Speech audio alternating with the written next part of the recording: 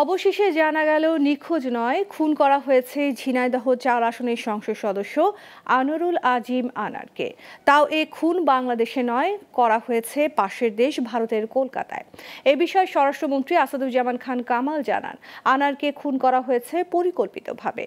আর গোয়েন্দা প্রধানের দাবি, এ হত্যায় জড়িত বাংলাদেশের অপরাধীরা। এ ঘটনায় এখন পর্যন্ত ৩ জনকে আটক করেছে আইনশৃঙ্খলা বাহিনী।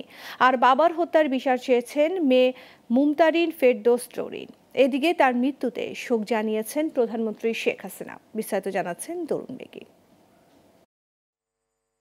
সংসদ সদস্য আনোয়ারুল আজিম আনানের মৃত্যুর খবর ছড়িয়ে পড়লে শোকের ছায়া নেমে আসে ঝিনাইদহের কালীগঞ্জে। কান্নায় ভেঙে পড়েন স্বজন ও স্থানীয়রা। বিভিন্ন গ্রাম ও এলাকা থেকে ছুটে আসেন শুভাকাঙ্ক্ষীরা। এর আগে 11 মে সংসদ সদস্য আনার চিকিৎসার জন্য ভারতে যান। বুধবার সকালে কলকাতার নিউটাউনের সঞ্জীবা গার্ডেনের একটি বাড়িতে তাকে হত্যা করা হয়েছে বলে জানায় কলকাতা পুলিশ। সংসদ সদস্য আনোয়ারুল আজিম হত্যার ঘটনার বিচার চেয়েছেন তার মেয়ে মুমতারিন ফেরদৌস ডোরিন। জানো, আমার বাবার হত্যার আমি বিচার পাই। কারা করেছে, কেন করেছে, এর সুষ্ঠু তদন্ত চাই এবং আমি এর শেষ পর্যন্ত দেখতে চাই। এদিকে ডিবি প্রধান হারুনুর রশিদ জানান, বাংলাদেশের কিছু অপরাধীরা তাকে নৃশংসভাবে হত্যা করেছে। যে একজন বাংলাদেশি পার্লামেন্ট মেম্বারকে যেভাবে বাংলাদেশের কিছু অপরাধীরা যেভাবে নৃশংস হত্যা করেছে, আমরা কয়েকজনকে আইনের আওতায় নিয়ে আসছি।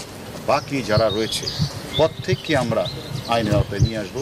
অন্যদিকে এমপি আনারকে পরিকল্পিতভাবে খুন করা হয়েছে বলে জানান স্বরাষ্ট্রমন্ত্রী।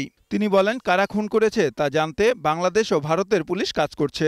আমরা মরদেহটা এখনো কোন জায়গায় আছে এখনো আমরা উদ্ধার করতে পারিনি। তো আমাদের কাছে যেই সমস্ত সংবাদ আছে সেই সংবাদের ভিত্তিতে আমরা কাজ করছি। আমরা সুনিশ্চিত তাকে হত্যা করা হয়েছে। এ ঘটনা এখন পর্যন্ত 3 জনকে আটক করা হয়েছে জানিয়ে মন্ত্রী বলেন, আটককৃতরা বাংলাদেশ পুলিশের কাছে আছে, তাদের জিজ্ঞাসাবাদ করা হচ্ছে।